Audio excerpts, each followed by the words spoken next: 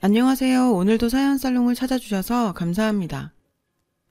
저는 40대 중반의 워킹맘입니다. 학교 선배인 남편과 대학 시절부터 사귀다 결혼까지 하게 됐어요. 동아리 활동을 하다 친해졌는데 소심하고 내성적인 저와는 달리 적극적이고 활동적인 모습에 끌렸던 것 같아요. 게다가 키도 크고 잘생겨서 외모도 멋진 데다가 목소리까지 좋았거든요. 자신과 정반대의 성향을 가진 이성에게 끌린다는데 제가 딱 그런 케이스였어요. 워낙 인기가 많아서 가끔 여자 문제로 속을 썩이곤 했었지만 결국은 못 헤어지겠더라고요. 얼마나 푹 빠졌었는지 대학 졸업하자마자 바로 결혼을 해버렸어요. 하루라도 더 빨리 같이 있고 싶어서 견딜 수가 없었거든요. 이제 와서 생각하면 왜 그렇게 빨리 결정했나 후회스럽지만 그땐 정말 그 정도로 남편을 사랑했었어요. 결혼해서도 어딜 가도 눈에 띄고 여자들이 먼저 관심을 보여 본인도 피곤해할 정도였죠. 애까지 낳고 살다 보니 저도 그런 거엔 조금씩 무뎌지더라고요. 또 그만큼 남편에 대한 신뢰가 깊었기에 그럴 수 있었던 것 같아요. 그런데 그런 건 세 발의 피라고 느낄 정도로 더 큰 문제가 있었습니다. 바로 시어머니의 이해할 수 없는 이상한 행동들이었어요. 결혼하기 전에 몇 번 만나뵌 시어머니는 그냥 무난한 분이셨어요. 오히려 처음엔 굉장히 교양있고 차분하고 좋은 분이라고 느꼈거든요.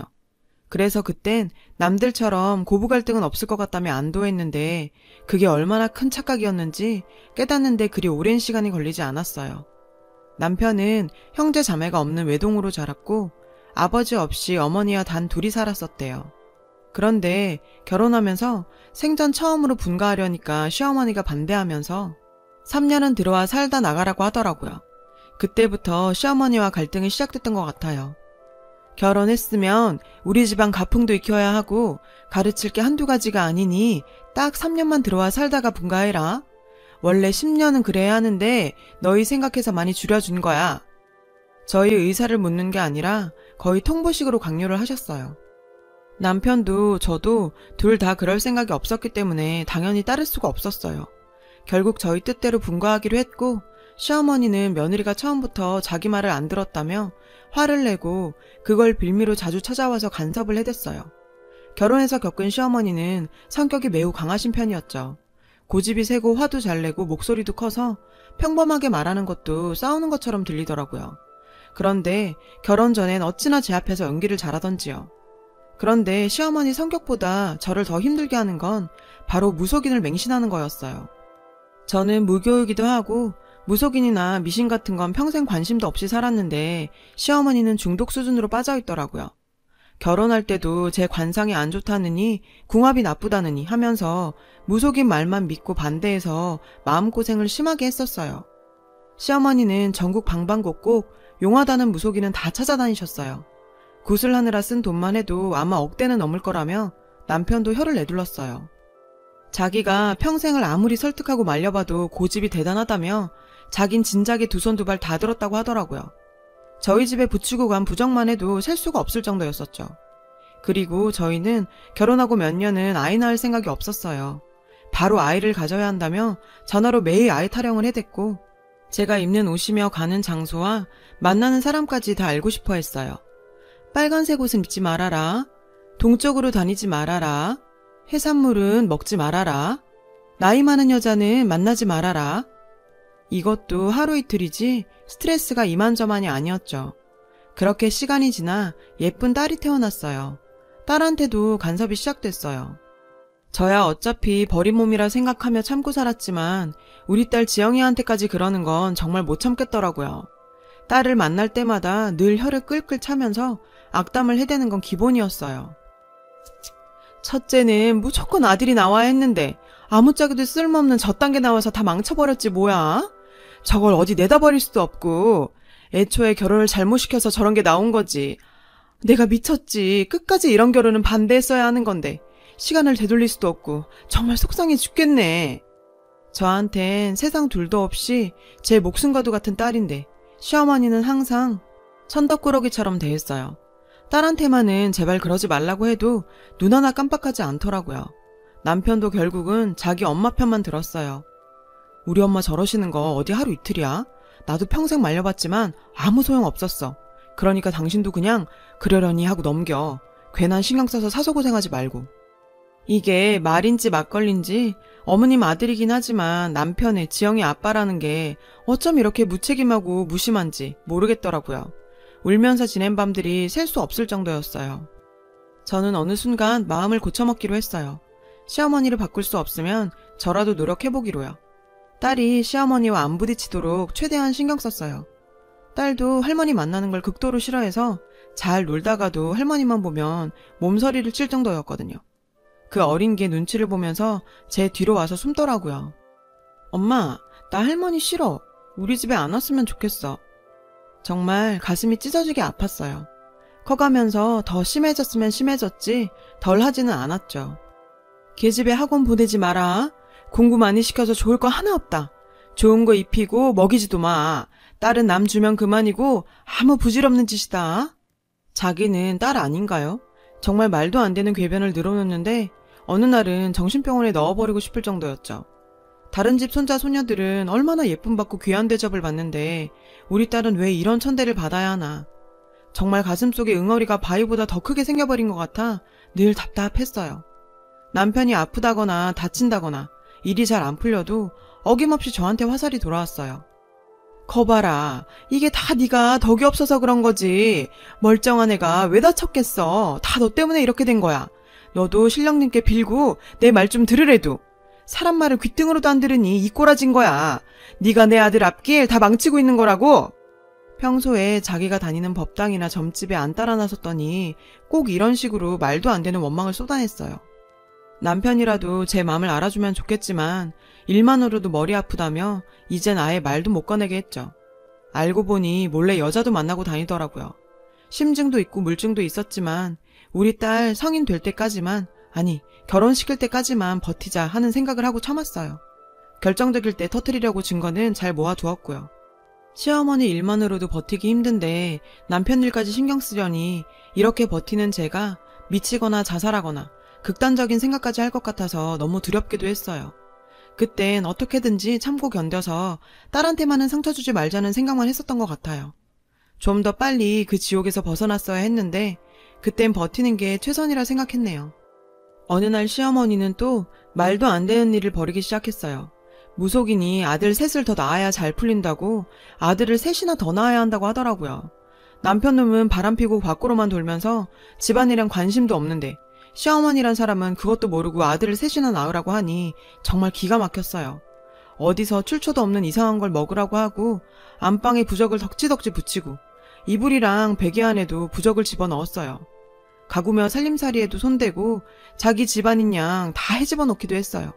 시어머니라고 해서 이럴 권리가 있는 건지 정말 해도 너무하더라고요. 더 이상 못 참겠다 싶어서 따져 물었어요. 어머님, 저희는 지영이 하나로 좋게요. 더 이상 아이 낳을 생각 없다고요. 아범도 같은 생각이에요. 그러니까 더 이상 이렇게 막무가내로 강요하지 마세요. 불쑥 연락도 없이 찾아오지도 마시고요. 뭐라고? 네가 기어코 우리 집안 대를 끊을 셈이야? 그깟 계집애 하나 낳은 주제에 뭐가 어째? 다시 애를 안 낳아? 맨날 우리 아들이 벌어다 준 돈이나 써대면서 편하게 사는 년이 할 줄 아는 게 뭐야? 아들도 하나 떡하니 못 낳고 괘씸한 년, 이 배은망덕한 년. 욕 듣는 거야 신혼 초부터 일상 다반사였기 때문에 놀라울 것도 없었어요. 그런데 아들을 낳으려면 우리 딸을 남자같이 꾸며야 한다고까지 하는 데는 두 손 두 발 다 들겠더라고요. 이번엔 무속인이 딸 이름을 남자처럼 바꾸고 머리도 짧게 자르고 옷도 남자애처럼 입혀야 아들이 들어선다고 했대요. 지영이란 이름도 자기가 무속인한테 가서 큰돈 주고 받아온 건데 또 이름을 바꾸라고 하다니 정말 무슨 속셈인지 모르겠더라고요. 지영이란 이름이 문제라더라. 경남이로 바꾸면 바로 아들도 들어서고 지영이도 잘 되고 애비 일도 술술 풀린대. 머리도 짧게 깎고 옷도 치마는 절대로 입히지 말래. 좋을 거 없으니 하지 마. 정말 누가 들어도 유치하고 말도 안 되는 얘기를 심각하게 하고 있는데 이 정도면 병도 심한 중증이 아닐까 싶더라고요. 왜 이렇게까지 무속인 말에 맹신하면서 빠져 사는지 안타까워 미치는 줄 알았어요. 갈 때마다 돈은 또 얼마씩이나 내고 다니는 건지 모르긴 몰라도 돌아가신 시아버지가 물려주고 가신 걸 다 쓰고 빚까지 낸 것 같았어요. 어머님 제발 정신 좀 차리시고 말도 안 되는 소리는 더 이상 하지 마세요. 어쩌려고 이러세요. 하니 웬일인지 그 정도만 하고 갔어요. 오히려 더 신경이 쓰이더라고요. 그러던 어느 날이었어요. 주말이라 모처럼 온 식구가 다 집에 있었는데 시어머니가 또 들이닥쳤어요. 기니 할 말이 있다며 저희 딸까지 다 모여 앉아보라면서 하는 말이 자꾸 애가 안 들어서서 알아봤더니 지영이를 멀리 보내야 한다더라. 그래야 너희 사이가 좋아지고 바로 아들이 들어설 수 있대. 이번엔 아들로만 새 쌍둥이가 들어설 수 있다더라. 이 얼마나 좋은 기회야? 그러니까 제발 내 말 듣고 지영이 강릉으로 보내자. 강릉에 남편 쪽 먼 친척이 살고 있었거든요. 평소에 왕래도 안 하고 소식도 주고받지 않았는데 지영이를 보내라니. 제대로 노망이 나지 않고서야 어떻게 그런 말을 할 수가 있을까요? 저는 당연히 강하게 거부했어요. 자꾸 왜 이러세요? 왜 자꾸 이런 이상한 데를 다니셔서 말 같지도 않은 소리를 전하세요? 저희 아이 낳을 생각 없어요. 도대체 몇 번을 말씀드려야 해요. 그리고 우리 지영이를 어디로 보내라고요? 어머님 정말 제정신으로 하시는 말씀이세요? 제가 거길 정말 보낼 것 같으세요? 그랬더니 시어머니가 목에 핏대가 서더니 소리를 질렀어요. 지영이는 무서워서 벌벌 떨고요. 인연이 어디서 따박따박 말대답질이야? 내가 너 여태까지 얼마나 봐줬는데 그걸 모르고 기어오르네. 감히 시애미 말을 거역해? 그리고 시애미한테 제정신이냐고? 아범, 너 가만히 있지만 말고 말 좀 해봐라. 지금 누가 잘못하고 있는지. 그때까지 가만히 듣고만 있던 남편놈이 하는 말이 가관이었어요. 나도 어머니 말씀 찬성이야. 지영이 여태까지 혼자만 자라고 친구도 없고 사회성이 부족해. 공기 좋은 바닷가에 가서 좀 지내다 오면 지영이한테도 나쁠 거 없잖아. 잠깐만 보내보자. 지영이가 적응 못하면 바로 데려오면 되고.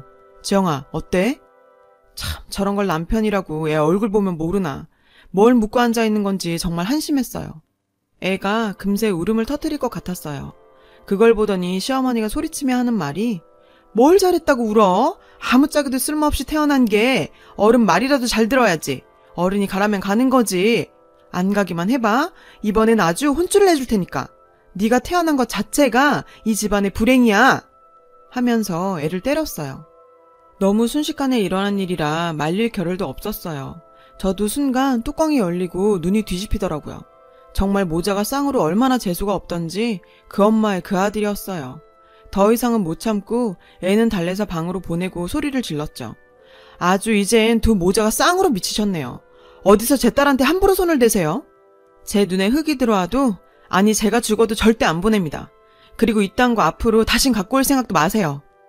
온 집안에 붙인 부적을 시어머니 보는 앞에서 다 뜯고 갈기갈기 찢어서 뿌렸어요. 시어머니는 거의 혼절하기 일보 직전이었죠. 남편이 갑자기 자기 엄마 얼굴을 보더니 무슨 짓이냐며 저를 때리려는 거예요. 어디 결혼한 놈이 여자나 만나고 다니는 주제에 손찌검까지 하려고? 너 그러고 다니는 거 모를 줄 알았니? 진작에 알고 있었는데 우리 지영이 때문에 참은 거야, 이 불결하고 더러운 놈아. 그러니까 움찔을 하더니 놀라더라고요. 그 다음에 시어머니 반응이 정말 대박이었는데 아들, 너 여자 있어? 어떤 여자야? 혹시 애 가졌니? 사진 있으면 엄마한테 얼굴 좀 보여줘봐. 몇 년생이야? 이건 생각도 못했는데 그쪽에서 아들 새 쌍둥이 얻는 건지도 모르겠다. 그 말을 듣는 순간 저도 완전히 돌겠더라고요. 더 이상 이런 집구석에서 저런 것들을 상대하는 게 몸서리가 쳐졌어요.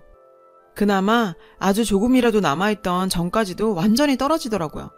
난 여기서 빠져줄 테니 당신 미친 집 받아주는 여자 만나 백년해로 하세요. 온 집안을 부적으로 도배를 하든 아들 새 쌍둥이를 낳든 싸지르든 당신들끼리 알아서 하라고. 이 쌍으로 사이코의 재수없는 인간들아. 저랑 살면서 처음 있는 일이니 둘 다 아무 말을 못하고 입만 벌리고 서 있었어요. 긴 말 할 거 없이 깔끔하게 지영이 양육권 갖는 조건으로 이혼하기로 했어요. 재산이 있는 것도 아니고 위자료니 양육비니 그쪽이랑은 1원 한 푼도 1분 1초도 더 이상 엮이고 싶지 않았거든요. 진작에 이러고 나올 걸 괜히 딸한테 못 볼 것만 보이고 제 자신에 대한 후회와 원망도 컸어요. 이를 악물었지만 여자 혼자 몸에 딸 하나 키우기가 쉬운 일은 아니더군요. 이렇다 할 경력도 없었고 대학 졸업하자마자 결혼해서 사회생활이라고는 거의 제로였거든요. 결혼하고도 지영이만 키우고 계속 전업으로만 살아왔기 때문에 현실은 정말 가혹했어요. 그래도 난 엄마니까 강해지고 독해질 수밖에 없었죠. 몸은 힘들어도 마음은 그렇게 편할 수가 없었어요. 지영이도 저를 다 이해해주고 잘 따라줬어요. 얼마나 예쁘고 공부도 열심히 했는지 얼마 전에 명문대도 입학했어요. 남들 다 다니는 학원이나 과외도 못 시켰는데 얼마나 대견하고 고마웠는지 몰라요. 근래에 소식을 들으니 남편 놈은 이 여자 저 여자 만나고 다니다 돈 다 뜯기고 그 여자는 구타러 다니다가 빚더미에 앉아 허우적댄대요. 놀라운 일도 아니고 불보듯 뻔한 일이었죠. 그런데 어떻게 알고 그 여자가 자꾸 연락을 해오는 거예요. 무속인이 저랑 합쳐야 아들이 잘 된다고 제발 돌아와 달래요. 자기 아들 상태 안 좋다며 이대로 두면 큰일 난다면서요. 그딴 게 나랑 무슨 상관이냐고 물었죠. 이번엔 손녀가 복덩이라며 잘 키워야 한다고 했대요. 어디서 들었는지 명문대 들어간 것도 알더라고요. 그러면서 내 손녀가 그럴 줄 알았다나? 참나, 어디서 함부로 지 손녀라는 말을 올리는 건지, 자기가 한 짓은 벌써 다 잊은 건지, 치매가 온 건지 정신 나간 놓친네 이런 욕이 절로 나오더라고요. 직접 찾아오겠다고도 했는데 찾아만 와봐요. 오는 날엔 소금 뿌려 쫓아버릴 테니까. 다신 생판 남한테 이런 연락하지 말라며 차단해버렸죠. 지금도 저 혼자 아이를 키운다는 게 쉽지는 않지만 그래도 우리 지영이를 생각하면 힘이 나고 든든합니다. 앞으로 그딴 인간들과의 일은 싹 잊고 우리 딸 이쁘게 살길 바라며 행복한 미래만 꿈꾸고 살려고요. 다 털어놓고 나니 먹먹했던 마음이 차분해지는 것 같습니다. 여러분도 행복하시길 바랍니다. 여러분, 사연 댓글에 응원과 현명한 조언 부탁드려요. 좋아요와 구독은 저에게 큰 힘이 됩니다. 오늘도 좋은 일 가득하세요.